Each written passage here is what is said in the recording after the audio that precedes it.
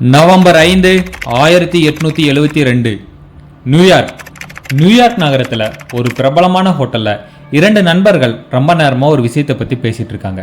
அதில் ஒருவர் மேரி செலஸ்டி கப்பலோட captain Benjamin Spooner ஸ்பிரிக்ஸ், மற்றொருவர் டெய்கார்டியா கப்பலோட கேப்டன் டேவிட் மோர்ஹவுஸ். இவங்க 2 பேரும் ஒரு விஷயத்தை பற்றி தீவிரமாக பேசிகிட்டு இருக்காங்க.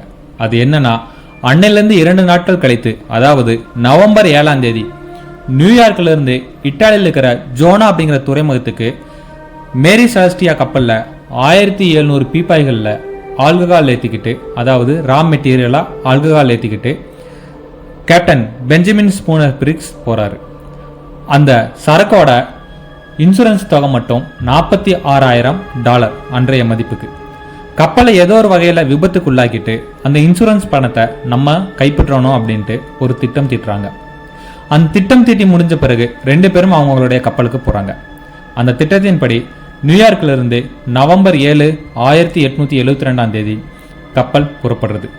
அந்த கப்பலில் கேப்டன் பெஞ்சமின் ஸ்பூனர், அவருடைய மனைவி சாரா, அவருடைய 2 வயது மகள் சோபியா மற்றும் 7 மாலுமிகள் உட்பட 10 பேர் அந்த கப்பலில் பயணம் செய்கிறாங்க. 6 மாதத்துக்கு தேவையான உணவுப் பொருட்கள், தண்ணீர், அவங்களுக்கு தேவையான மது, அவங்களுடைய உடைமைகள் போன்றவையை எடுத்துகிட்டு போகிறாங்க. மேரி செலஸ்டி கப்பல் நியூயார்க்லேருந்து புறப்பட்டு சரியாக 12 நாட்கள் கழித்து டெய்கார்டியா கப்பலின் கேப்டனும் அங்கிருந்து கிளம்புறாரு. டேவிட் மோர்ஹவுஸ் நியூயார்க்லேருந்து இங்கிலாந்துக்கு தன்னுடைய கப்பலில் ஒரு சில சரக்கு பொருட்களை ஏற்றிக்கிட்டு புறப்படுறாரு. மேரி செலஸ்டி கப்பல் அட்லாண்டிக் பெருங்கடலில் 18 நாட்கள் பயணத்துக்கு பிறகு நவம்பர் 25 அதிகாலை 5 மணிக்கு அட்லாண்டிக் பெருங்கடலில் இருக்கிற ஒரு தீவான அசோர்ஸ் தீவை அடைகிறாங்க. அவங்களுடைய கடைசி பதிவை அங்கே பதிவிட்ட பிறகு அசோர்ஸ் தீவிலிருந்து இத்தாலியில் இருக்கிற ஜோனா துறைமுகத்துக்கு அவங்களோட பயணத்தை தொடங்குறாங்க. அசோர்ஸ் தீவிற்கும் ஜோனா துறைமுகத்துக்கும் இடையில ஒரு இடத்துல கப்பலை நிறுத்தின பெஞ்சமின் அவருடைய திட்டத்தின்படி ஒரு சில தடயங்களில் கப்பலில் ஏற்படுத்துறாரு.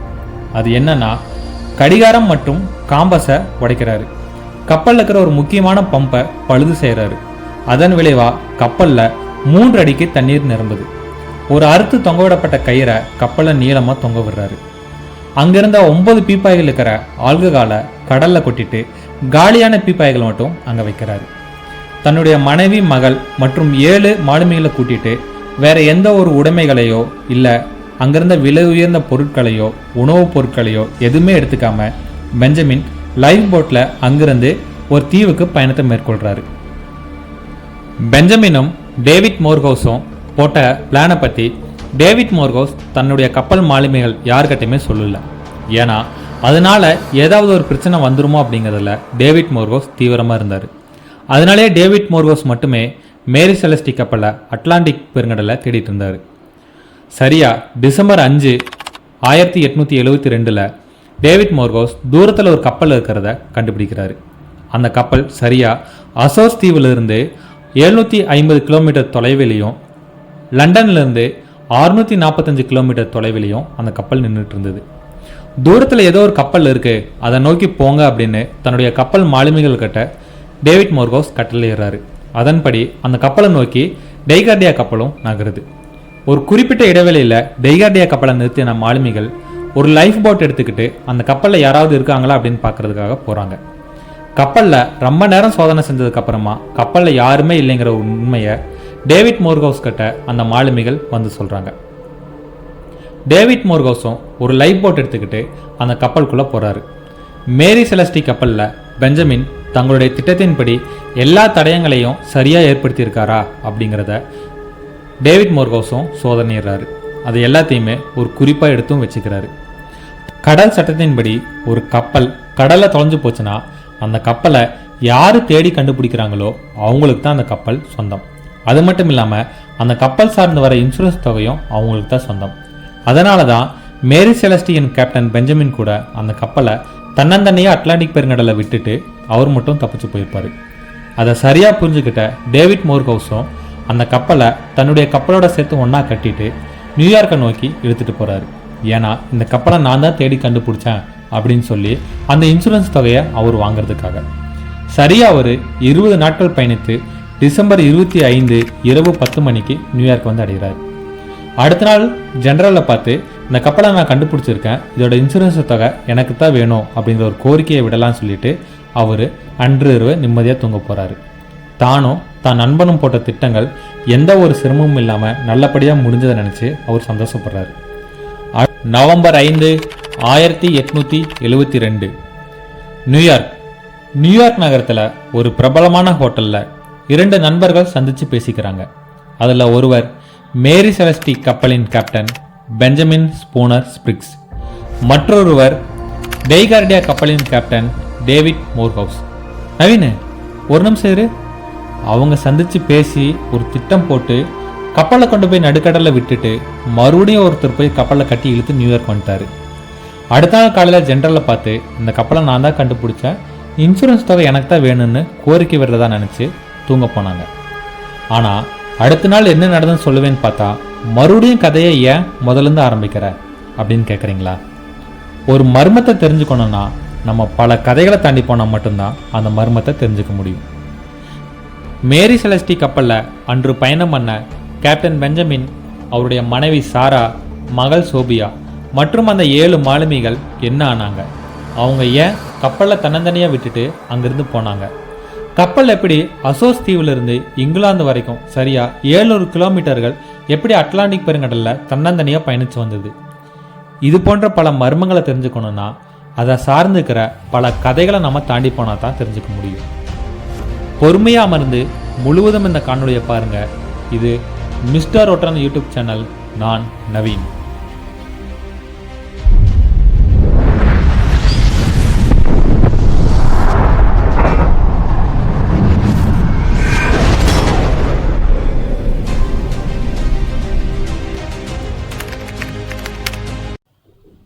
நவம்பர் 5, 1872 நியூயார்க்கில் இருக்கிற ஒரு பிரபலமான ஹோட்டலில் கேப்டன் பெஞ்சமினும் கேப்டன் டேவிட்டும் சந்தித்து பேசிக்கிறாங்க. அப்போ கேப்டன் பெஞ்சமின் டேவிட் கிட்ட, நான் நவம்பர் 7ஆம் தேதி நியூயார்க்கிலிருந்து ஜோனாவுக்கு ஒரு சரக்கு எடுத்துகிட்டு போகிறேன், அந்த சரக்கோட இன்சூரன்ஸ் தொகை மட்டும் $46,000 அப்படின்னு சொல்கிறாரு. அதுக்கப்புறமா கொஞ்ச நேரம் பேசிகிட்டு இருந்த கேப்டன் பெஞ்சமின் அங்கேருந்து புறப்பட்டு தன்னுடைய கப்பலுக்கு போயிடுறாரு. ஆனால் கேப்டன் டேவிட் அங்கேயே இருந்து ஒரு திட்டம் ஒன்று போடுறாரு. எப்படியாவது கேப்டன் பெஞ்சமினை தாக்கிட்டு அவருடைய கப்பலை தன்வசப்படுத்திக்கணும், அப்பனா தான் அந்த சரக்கோட இன்சூரன்ஸ் தொகை தனக்கு முழுவதும் கிடைக்கும் அப்படின்னு ஒரு திட்டத்தை வகுக்கிறாரு. அதன்படி மேரி செலஸ்டி நியூயார்க்லேருந்து புறப்பட்டு 12 நாட்கள் கழித்து டெய்கார்டியா அப்படிங்கிற அவரோட கப்பலை எடுத்துக்கிட்டு அவர் பின்தொடர்ந்து வேகமாக போகிறாரு. எப்படியாவது பெஞ்சமினை பிடிச்சிடணும் அப்படிங்கிறதுக்காக ரொம்பவும் வேகமாக அவர் போயிட்டுருக்காரு. 18 நாட்கள் பயணத்துக்கு அப்புறமா மேரி செலஸ்டி அட்லாண்டிக் பெருங்கடலில் இருக்கிற அசோஸ் தீவில் காலை 5 மணிக்கு தன்னுடைய கடைசி பதிவை பதிவிடுறாங்க. அதுக்கப்புறமா அங்கேருந்து ஜோனாவுக்கு புறப்பட்டு போகிறாங்க. போயிட்டு இருக்கும்போது தனக்கு பின்னாடி ஒரு கப்பல் தன்னை பின்தொடர்ந்து வருதுன்னு உணர்ந்த கேப்டன் பெஞ்சமின் தொலைநோக்கி வச்சு அது என்ன கப்பல்னு பார்க்குறாரு. அப்புறம் தான் தெரியுது அது தன் நண்பனுடைய டெய்கார்டியா அப்படிங்கிற கப்பல்னு. தன் நண்பன் தான் பின்னாடி வரான்னு தெரிஞ்சுக்கிட்ட கேப்டன் பெஞ்சமின் கப்பலை மெதுவாக செலுத்த சொல்கிறாரு. அவனும் வந்துட்டு ஒன்றா போகலாம் அப்படிங்கிற ஒரு எண்ணத்தில் கப்பலை மெதுவாக செலுத்தி கொண்டு போயிட்டுருக்காங்க. ஆனால் டேவிட் மோர்ஹவுஸோட கப்பல் டெய்கார்டியா வேகத்தை குறைக்காமல் அதே வேகத்தில் வந்துட்டுருக்கு. இதே வேகத்தில் வந்தால் சிறிது நேரத்தில் தான் கப்பல் மேலே மோதிரும் அப்படின்னு கணக்கிட்ட பெஞ்சமின் பல எச்சரிக்கைகள் செய்கிறாரு. இருந்த போதும் டெய்கார்டியா கப்பல் தன்னுடைய வேகத்தை குறைக்கவே இல்லை. அதே வேகத்தில் வந்து மேரி செலஸ்டி மேலே மோதுறாங்க. கண் இமைக்கும் நேரத்தில் டெய்கார்டியாவோட மாலுமிகள் மேரி செலஸ்டி கப்பலில் குதித்து அங்கிருக்கும் கேப்டன் பெஞ்சமினையும் அவருடைய மனைவி, மகள் மற்றும் 7 மாலுமிகளையும் சராமரியாக தாக்குறாங்க. சிறிது நேரத்தில் எல்லாமே மேரி செலஸ்டி கப்பலில் இருந்த 10 பேரும் இறந்து போகிறாங்க. அதுக்கப்புறமா டேவிட் மோர்ஹவுஸ் மேரி செலஸ்டி கப்பலுக்குள்ளே வராரு.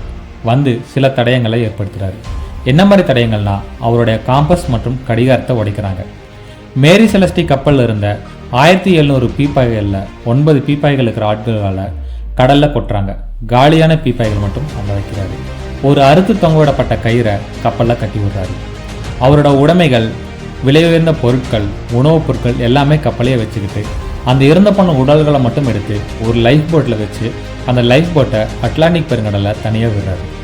அதுக்கப்புறமா தன்னுடைய கப்பலில் மேரி செலஸ்டியை கட்டி இழுத்துட்டு நியூயார்க் போய் சேர்றாங்க. அடுத்த நாள் காலையில் இந்த கப்பலை நான் தான் கண்டுபிடிச்சேன், இந்த கப்பலோட இன்சூரன்ஸ் தொகை எனக்கு தான் வேணும் அப்படின்னு கோரிக்கை விடுறதுக்காக காத்துட்ருக்காரு டேவிட் மோர்ஹவுஸ்.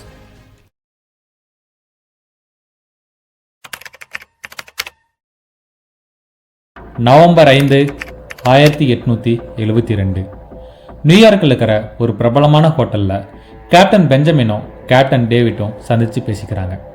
அப்போ பெஞ்சமின் தன்னுடைய பயணத்தை பற்றி கேப்டன் டேவிட் கிட்ட சொல்கிறாரு. பார்த்து பத்திரமா போயிட்டு வா நண்பான்னு நல்லபடியாக வழி அனுப்பி வச்சுட்டு கேப்டன் பெஞ்சமினும் கேப்டன் டேவிட்டும் அங்கேருந்து விடைபெற்று போகிறாங்க. அதுக்கப்புறமா கேப்டன் பெஞ்சமின் தன்னுடைய பயணத்தை நவம்பர் 7 தொடங்கி நவம்பர் 25 அசாஸ் தீவை வந்தடைகிறாரு. அங்கே தன்னுடைய கடைசி பதிவிட்ட கேப்டன் பெஞ்சமின் அங்கேருந்து ஜோனாவுக்கு புறப்பட்டு போகிறாரு. ஜோனாவை நோக்கி மேரி செலஸ்டியா கப்பல் தன்னுடைய பயணத்தை மெதுவாக தொடர்ந்து போயிட்டுருக்கு. தூரத்தில் ஒரு போர்க்கப்பல் வரதை கேப்டன் பெஞ்சமின் பார்க்குறாரு.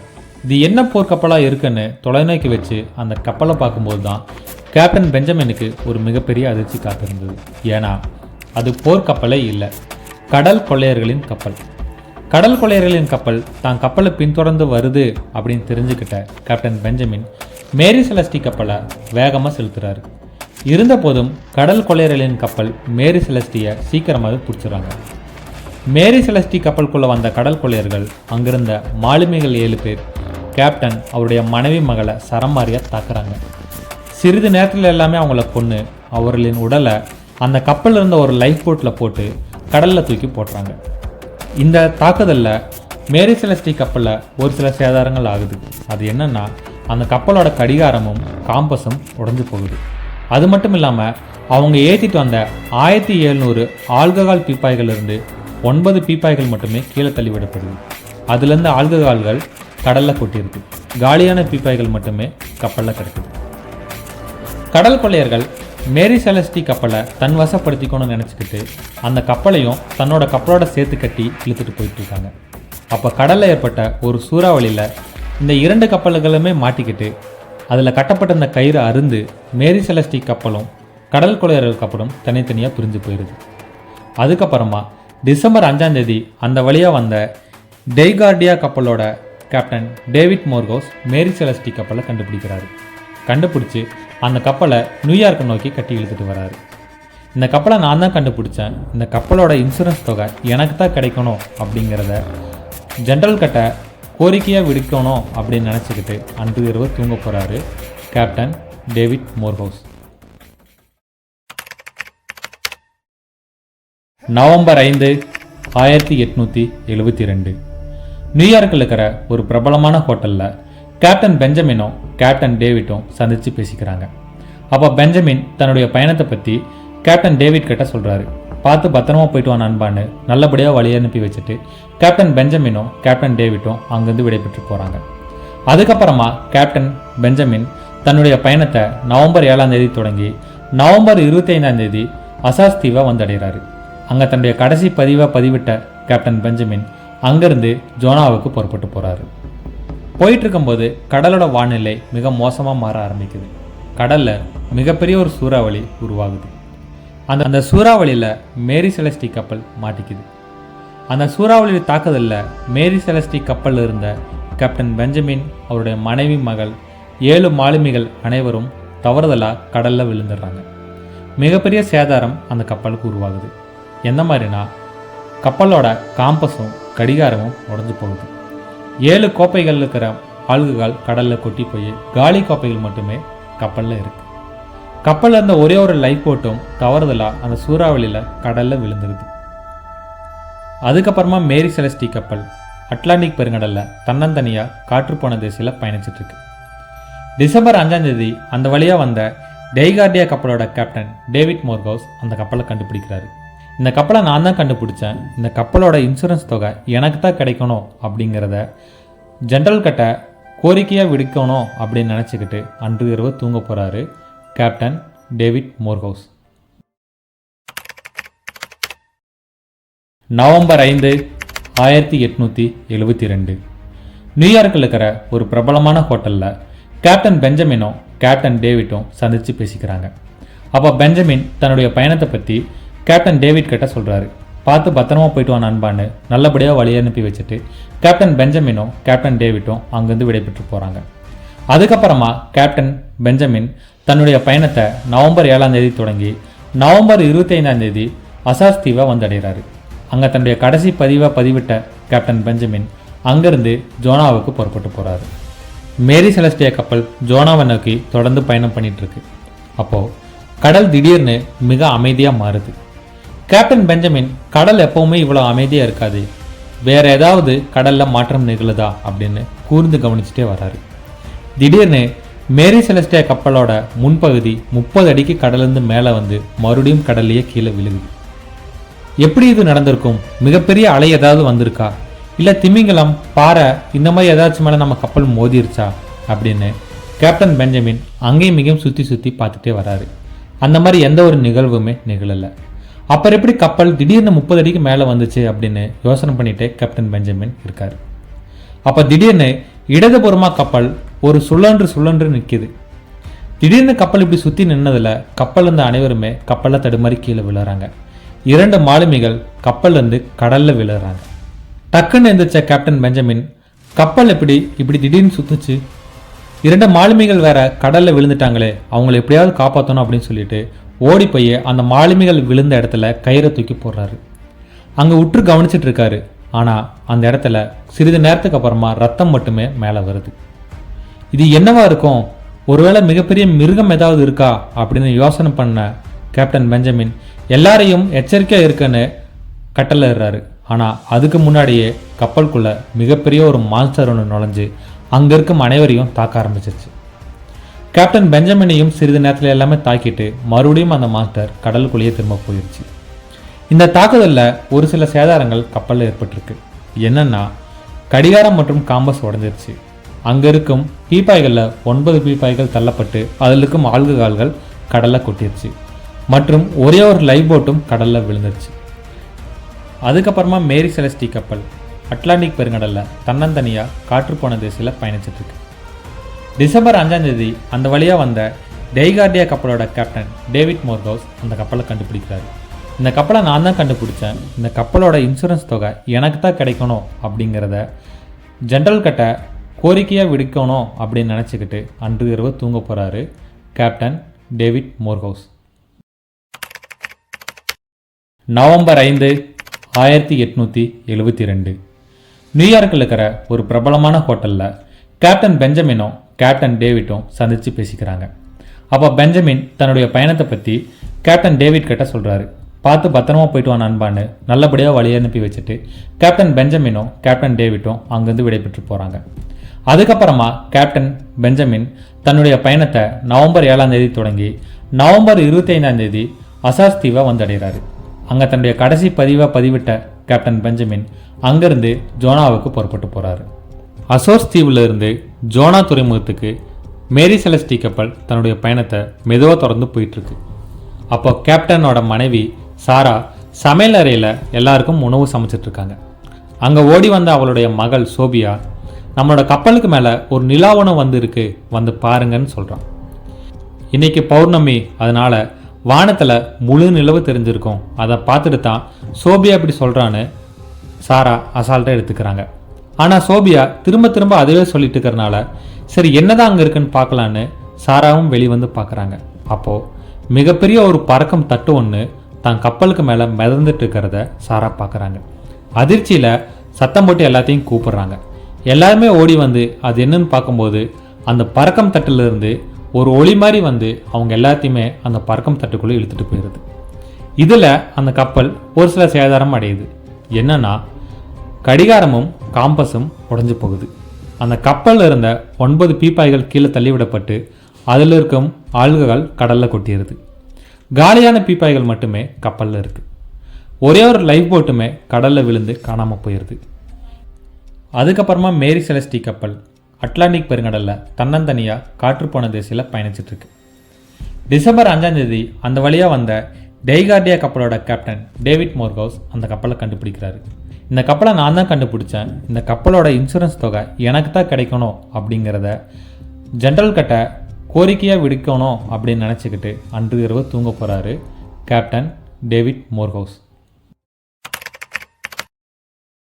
நவம்பர் 5, 1872 நியூயார்க்கில் இருக்கிற ஒரு பிரபலமான ஹோட்டலில் கேப்டன் பெஞ்சமினும் கேப்டன் டேவிட்டும் சந்தித்து பேசிக்கிறாங்க. அப்போ பெஞ்சமின் தன்னுடைய பயணத்தை பற்றி கேப்டன் டேவிட் கிட்ட சொல்கிறாரு. பார்த்து பத்திரமா போயிட்டு வா நண்பான்னு நல்லபடியாக வழி அனுப்பி வச்சுட்டு கேப்டன் பெஞ்சமினும் கேப்டன் டேவிட்டும் அங்கேருந்து விடைபெற்று போகிறாங்க. மேரி செலஸ்டியா கப்பல் நியூயார்க்லேருந்து இட்டாலிக்கு தன்னுடைய பயணத்தை தொடர்ந்து போயிட்டுருக்கு. இரவு நேரத்தில் கேப்டன் பெஞ்சமினும் அவருடைய மனைவி மற்றும் அவருடைய மகள் மூவரும் ஒரு அறையில் தூங்கிட்டு இருக்காங்க. அங்கங்கே ஒரு சில மாலுமிகள் வேலை செஞ்சுட்டு இருக்காங்க, ஒரு சில மாலுமிகள் தூங்கிட்டு இருக்காங்க. அப்போ திடீர்னு சோபியா கத்திட்டு அலறி எந்திரிக்கிறார். அவரை அணைச்சிக்கிட்ட கேப்டன் பெஞ்சமின் என்னாச்சுன்னு கேட்குறாரு. நம்ம அறையில் ஒரு அமானுஷ்யமான உருவம் என்னையவே பார்த்துட்டு நின்றுட்டு இருந்தது, அதை பார்த்து தான் நான் பயந்து எந்திரிச்சேன் அப்படின்னு சோபியா சொல்கிறான். அப்போ அங்கே வந்த ஒரு சில மாலுமிகள் நாங்களும் அந்த மாதிரி ஒரு உருவத்தை கப்பலில் அடிக்கடி பார்த்துருக்கோம் அப்படின்னு சொல்கிறார். அவருடைய மனைவி சாராவும் நானும் சமையல் அறையில் அந்த மாதிரி ஒரு உருவத்தை பார்த்தேன் அப்படின்னு சொல்கிறார். ஆனால் இப்போ வரைக்குமே கேப்டன் பெஞ்சமின் அந்த மாதிரி ஒரு உருவத்தை கப்பலில் பார்க்கவே இல்லை. கடல் பயணத்தில் இந்த மாதிரி நடக்கிறது ஒரு சாதாரண விஷயந்தான். இந்த மாதிரி கட்டுக்கதைகள் கரையோரத்தில் கப்பலில் எல்லா மக்களும் பேசுகிறாங்க, அதை நினச்சிக்கிட்டு தான் இவங்க எல்லாருமே பயந்து போயிருக்காங்க அப்படின்னு கேப்டன் பெஞ்சமின் எல்லாத்துக்கும் ஆறுதல் சொல்லி அங்கேருந்து அனுப்பி போய் வேலை செய்யுங்கன்னு சொல்கிறார். கேப்டன் பெஞ்சமின் மட்டும் இந்த மாதிரி ஒரு அமானுஷ்யத்தை பற்றி நம்பிக்கை இல்லாமல் கப்பலில் இருக்கார். ஆனால் அவரை விட்டு மற்ற எல்லாருக்குமே ஏதோ ஒரு மிகப்பெரிய ஆபத்து தங்களோட ஒன்றா பயணம் பண்ணிட்டு வருது, அதனால எந்த நேரத்துலையும் நமக்கு எது வேணாலும் நடக்கலாம் அப்படின்னு ஒரு மனநிலையிலேயே அவங்க எல்லாருமே பயணம் பண்ணிட்டு போகிறாங்க. நவம்பர் 25 அசோஸ் தீவை அடையிறாங்க. காலையில் 5 மணிக்கு கடைசி பதிவை பதிவிட்டுட்டு அங்கேருந்து ஜோனாவுக்கு பயணத்தை மேற்கொள்கிறாங்க. அப்போது கப்பலோட கேப்டன் பெஞ்சமின் கப்பலோட மேல்தளத்தில் நின்றுட்டுருக்காரு. ஒரு மாலுமி தார்பாய் கட்டுற கம்பத்து மேலே ஏறி தார்பாயை கழட்டி விட்டுட்டு இருக்கான். அவனை தார்பாய் கழட்டி விடாதேன்னு சொல்லி கேப்டன் பெஞ்சமின் சத்தமாக கத்தி திட்டிகிட்டு இருக்காரு. அங்கே ஓடி வந்த மற்ற மாலுமிகளும் அவருடைய மனைவி சாரா மற்றும் அவருடைய மகளும் கேப்டன் பெஞ்சமின் யாரை எப்படி திட்டிகிட்டு இருக்காருன்னு உத்து பார்த்துட்டே இருக்காங்க. திரும்பி பார்த்த கேப்டன் பெஞ்சமினுக்கு ஒரு மிகப்பெரிய அதிர்ச்சி. ஏன்னா தன்னுடைய மாலுமிகள் 7 பேருமே தான் முன்னாடி நின்றுட்டு இருக்காங்க. அப்படின்னா அந்த கம்பத்தை உச்சியில் தார்பாயை கழட்டி விட்டுட்டு இருந்தது யாருன்னு கேப்டன் பெஞ்சமின் திரும்பி பார்க்குறாரு. அங்கே பார்த்தா யாருமே இல்லை. எங்கே யாரையுமே காணோம் அப்படின்னு சொல்லிட்டு மறுபடியும் திரும்பி பார்க்குற பெஞ்சமினுக்கு மறுபடியும் மிகப்பெரிய அதிர்ச்சி. ஏன்னா அங்கே 8 மாலுமிகள் நின்றுட்டுருக்காங்க. நம்மக்கிட்ட 7 மாலுமிகள் தானே, இங்கே எப்படி 8 மாலுமிகள் வந்தாங்கன்ட்டு ஒவ்வொரு முகத்தையுமே கேப்டன் பெஞ்சமின் உத்து பார்க்குறாரு. அப்போது ஒருவனோட முகம் மட்டும் வித்தியாசமாக இருக்குது. அவனுடைய முகத்தில் கண்ணில் இருந்தும் மூக்கில் இருந்தும் ரத்தம் வழிஞ்சிட்ருக்கு. பார்க்கவே ஆக்ரோஷமாக அமானுஷ்யமாக அந்த உருவம் இருக்குது. அதை பார்த்து கேப்டன் பெஞ்சமின் ஒரு நிமிடம் உறைந்து போய் அப்படியே நிற்கிறாரு. திடீர்னு அந்த உருவம் அங்கே இருக்கும் எல்லாத்தையுமே தாக்க ஆரம்பிக்குது. அவங்க எல்லாத்தையுமே கொன்று கடலில் தூக்கி எரியவும் ஆரம்பிக்குது. அந்த தாக்குதலில் மேரி செலஸ்டி கப்பலுக்கு ஒரு சில சேதாரமும் ஆகுது. அது என்னன்னா, கடிகாரமும் காம்பஸும் உடைஞ்சு போகுது. அந்த கப்பலில் இருந்த 9 பீப்பாய்கள் கீழே தள்ளிவிடப்பட்டு அதில் இருக்கும் ஆள்கள் கடலில் கொட்டிடுது. காலியான பீப்பாய்கள் மட்டுமே கப்பலில் இருக்குது. ஒரே ஒரு லைஃப் போட்டுமே கடலில் விழுந்து காணாமல் போயிடுது. அதுக்கப்புறமா மேரி செலஸ்டி கப்பல் அட்லாண்டிக் பெருங்கடலில் தன்னந்தனியாக காற்றுப்போன திசையில் பயணிச்சிட்ருக்கு. டிசம்பர் 5 அந்த வழியாக வந்த டெய்கார்டியா கப்பலோட கேப்டன் டேவிட் மோர்கவுஸ் அந்த கப்பலை கண்டுபிடிக்கிறாரு. இந்த கப்பலை நான் தான் கண்டுபிடிச்சேன், இந்த கப்பலோட இன்சூரன்ஸ் தொகை எனக்கு தான் கிடைக்கணும் அப்படிங்கிறத ஜென்ரல் கிட்ட கோரிக்கையாக விடுக்கணும் அப்படின்னு நினச்சிக்கிட்டு அன்று இரவு தூங்க போகிறாரு கேப்டன் டேவிட் மோர்கவுஸ். இப்போ நீங்கள் கேட்டது 7 கதைகள் இல்லை, 7 தியரிஸ். ஆமாங்க, மேரி செலஸ்டி கப்பலை டேவிட் மோர்கவுஸ் கண்டுபிடிச்சி நியூயார்க்குக்கு கொண்டு வர்றாரு. அதுக்கப்புறமா இந்த கப்பலோட இன்சூரன்ஸ் தொகை எனக்கு தான் சேரணும்னு சொல்லி அவர் கிளைம் பண்ணுறாரு. அதை விசாரணை பண்ண ஜென்ரல் இதில் ஏதோ ஒரு மர்மம் இருக்குது, இதை சரியாக விசாரணை பண்ணி எனக்கு சொல்லுங்க அப்படின்னு சொல்லி ஒரு ஆர்டர் கொடுக்குறாரு. அதை தொடர்ந்து அங்கே கிடைச்ச சில தடயங்களை வச்சுக்கிட்டு மேரி செலஸ்டி கப்பலில் பயணம் பண்ண அந்த 10 பேருக்கும் இந்த மாதிரி தான் விபத்துகள் நடந்திருக்கும், அவங்க இந்த முறையில் தான் காணாமல் போயிருப்பாங்கன்னு 7 தியரிகள் உருவாகுது. அந்த 7 தியரிகளையும் நம்ம சரியாக புரிஞ்சுக்கணுன்னா மேரி செலஸ்டி கப்பலை பற்றின ஒரு சில விஷயங்கள் நமக்கு தெரியணும். மேரி செலஸ்டி கப்பலை 1860 கனடாவில் கட்டி முடிக்கிறாங்க. அதுக்கப்புறமா 1861 அதுக்கு அமேசான் பேர் வச்சு தன்னுடைய முதல் பயணத்தை தொடங்குது. தன்னுடைய முதல் பயணத்தை தொடங்கி 3 நாளில் அந்த கப்பல் ஓடிட்டு போகிற கேப்டனுக்கு ஒரு விஷ காய்ச்சல் வருது. அந்த காய்ச்சலின் விளைவாக அந்த கேப்டனுக்கு கண்ணில் இருந்தும் மூக்கில் இருந்தும் ரத்தமாக வருது. அதிலிருந்து சரியாக 9 நாளில் அந்த கேப்டன் இறந்தும் போகிறாரு. அந்த கேப்டன் தான் இன்னமும் கப்பலில் ஒரு அமானுஷ்ய உருவமாக ஒரு ஆன்மாவாக சுற்றிட்டு இருக்காருன்னு அங்கே வேலை செய்கிற மாலுமிகளும் அந்த கப்பலை பற்றி தெரிஞ்சுக்கிட்ட ஒரு சில பொதுமக்களுமே சொல்லிட்டு இருக்காங்க. அமேசான் கப்பலுக்கு அதுக்கப்புறமா பல விபத்துகள் நடந்திருக்கு. அந்த விபத்துகளில் ஒரு சில கேப்டன்களும் பல மாலுமிகளும் இறந்து போயிருக்காங்க. சரியாக 10 வருஷத்தில் 17 பேர் கைமாற்றி அந்த கப்பலை வாங்கியிருக்காங்க. அதுக்கப்புறமா 1870 நியூயார்க்கை சேர்ந்த 4 பேர் அந்த கப்பலை வாங்குறாங்க. அதில் ஒருவர் தான் கேப்டன் பெஞ்சமின் ஸ்பூனர் ஸ்பிரிக்ஸ். அவரோட தலைமையில் தான் அந்த கப்பல் வாங்கப்படுது. அதுக்கப்புறமா அந்த கப்பலுக்கு மேரி செலஸ்டியான் பேர் வச்சு கேப்டன் பெஞ்சமின் உபயோகப்படுத்திட்டு வர்றாரு. சரியாக நவம்பர் 7 அவங்களோட மர்மமான பயணத்தை தொடங்கி கடைசியாக அவங்க எங்கே போனாங்க அப்படிங்கிற விஷயம் யாருக்குமே தெரியாமல் போகுது. இப்போ நம்ம அந்த 7 தியரிகளை பற்றி பார்ப்போம். முதல் தியரி, கேப்டன் பெஞ்சமினும் கேப்டன் டேவிட்டும் சேர்ந்து தான் கப்பலில் வர சரக்கு பொருளோட இன்சூரன்ஸ் தொகைக்கு ஆசைப்பட்டு இப்படி ஒரு திட்டத்தை பண்ணியிருக்காங்கன்னு முதல் தியரி சொல்லுது. ஆனால் கேப்டன் பெஞ்சமின் தான் அந்த கப்பலோட ஓனரும் கூட. அந்த கப்பலில் வர சரக்கு பொருளோட இன்சூரன்ஸ் தொகையை விட அந்த கப்பலின் மதிப்பு அதிகம். அப்படின்னா அந்த கேப்டன் கண்டிப்பாக இப்படி ஒரு திட்டத்தை போட்டிருக்க மாட்டார் அப்படின்னு சொல்லி அந்த தியரியை ரத்து செய்கிறாங்க. ரெண்டாவது தியரி, கேப்டன் டேவிட் தான் இன்சூரன்ஸ் பணத்துக்காக ஆசைப்பட்டு இப்படி ஒரு திட்டத்தை போட்டிருக்காருன்னு சொன்னாங்க. ஆனால் கேப்டன் டேவிட் யூஸ் பண்ண டெய்கார்டியா கப்பல் மேரி செலஸ்டி கப்பலை விட மெதுவாக போகிற கப்பல். அது மட்டும் இல்லாமல் மேரி செலஸ்டி கப்பல் நியூயார்க்லேருந்து கிளம்பி போய் 12 நாட்கள் கழிஞ்சு தான் டெய்கார்டியா கப்பல் நியூயார்க்லேருந்து கிளம்பி போகுது. இந்த 12 நாளுக்கு முன்னாடி போன கப்பலை மெதுவாக போகிற கப்பல் எப்படி துரத்தி பிடிச்சி இப்படி ஒரு திட்டத்தை நடத்தியிருக்க முடியும்னு கேள்வியை முன் வச்சு இந்த தியரியையும் ரத்து பண்ணுறாங்க. அதுக்கப்புறமா சொல்லப்பட்ட 3 தியரிகளையுமே ஒரு விஷயத்தை அடிப்படையாக வச்சு ரத்து பண்ணுறாங்க. அது என்னன்னா, சூறாவளி காற்றாலேயோ இல்லை கடல் கொள்ளையர்களாலேயோ இல்லை சீ மான்ஸ்டராலேயோ இந்த கப்பல் தாக்கப்பட்டிருந்தா கண்டிப்பாக இந்த கப்பலுக்கு பலத்த சேதமாக இருக்கும். ஆனால் இந்த கப்பல் எந்தவித சேதமுமே இல்லாமல் நல்ல நிலைமையில தான் கண்டுபிடிக்கப்பட்டிருக்கு. ஒரு சில சின்ன சின்ன சேதங்கள் மட்டும்தான் ஆகியிருந்திருக்கு. அது மட்டும் இல்லாமல் ஒவ்வொரு கப்பல்லையுமே லாக் புக்குன்னு ஒரு டைரி இருக்கும். அந்த டைரியில் அந்த கப்பல் பயணத்தில் என்னென்ன விஷயங்கள் நடக்குதுங்கிறத அந்த கேப்டன் குறித்து வைப்பார். அதே மாதிரி தான் இந்த கப்பல் பயணத்துலேயும் ஒரு சூறாவளியில் கப்பல் மாட்டுச்சு, ஆனால் எந்தவித சேதமுமே இல்லாமல் அந்த சூறாவளியை கடந்து நாங்கள் வந்துட்டோம் அப்படின்னு கேப்டன் பெஞ்சமின் தன் கையெழுத்தால் எழுதியிருக்காரு. இதை வச்சுட்டு அந்த 3 தியரியுமே ரத்து பண்ணுறாங்க. 6 மற்றும் 7வது தியரியை ஒரு காரணத்துக்காக ரத்து பண்ணுறாங்க. அது என்ன காரணம்னா, எந்த ஒரு விஷயத்தை மனிதனால் கண்டுபிடிக்க முடியலையோ அதுக்கு பின்னாடி ஏலியன் இல்லை பேய் இல்லை கடவுள் இருக்காருன்னு சொல்லி மூடி மறைச்சிருவாங்க. அந்த மாதிரி தான் இந்த 2 தியரியும் இருக்குது அப்படின்னு சொல்லி அந்த 2 தியரிகளையும் ரத்து பண்ணுறாங்க.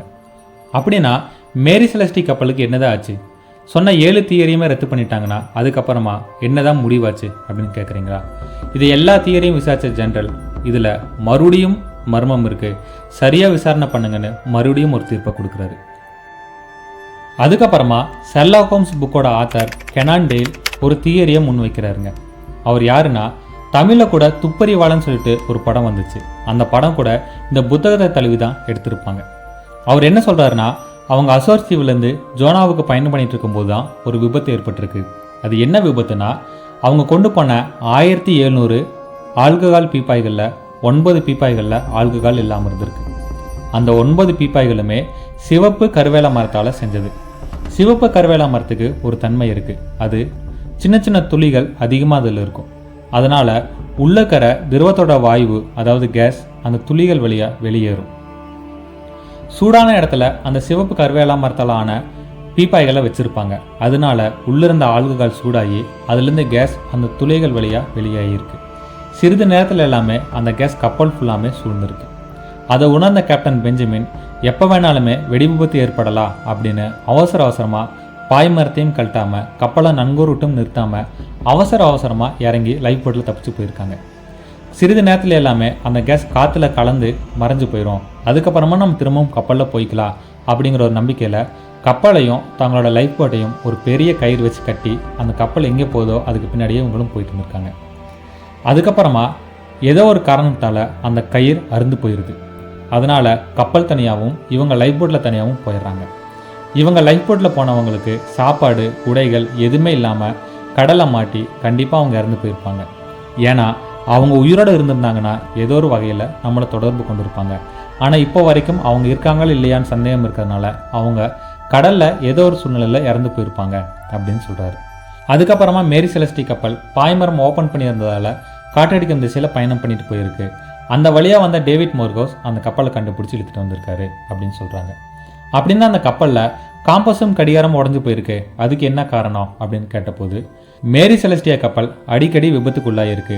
அந்த மாதிரி ஏதோ ஒரு விபத்தில் தான் அந்த காம்பஸும் கடிகாரமும் உடஞ்சி போயிருக்குமே தவிர இந்த விபத்தில் அது உடையலை அப்படின்னு ஒரு விளக்கத்தை தராரு. இதுதான் நடந்திருக்கும் அப்படின்னு யாராலையும் தெளிவாக சொல்ல முடியாதப்போ இவர் சொன்ன இந்த சில விளக்கங்கள் எல்லாராலையும் ஏற்றுக்கிற மாதிரி இருந்துச்சு. இதைவே அவங்க ஒரு தீர்வாகவும் கொண்டாங்க. ஆனால் இப்போ வரைக்கும் மேரி செலஸ்டிக் கப்பலில் பயணம் பண்ண அந்த 10 பேருக்கு என்ன ஆச்சு அப்படிங்கிறது முழுமையாக யாருக்குமே தெரியாது, ஒரே ஒருவரை தவிர. அவங்களும் வெளியே சொல்லாமல் கடலுக்கடையில் நிம்மதியாக உறங்கிட்டு இருக்காங்க. அது யாருன்னு கேட்டிங்கன்னா மேரி செலஸ்டி தான். இந்த உலகத்தில் நம்ம தெரிஞ்சுக்க வேண்டிய விஷயங்கள் நிறையா இருக்குது. இணைந்திருங்கள். இது மிஸ்டர் ஒட்டன் யூடியூப் சேனல். நான் நவீன். நன்றி, வணக்கம்.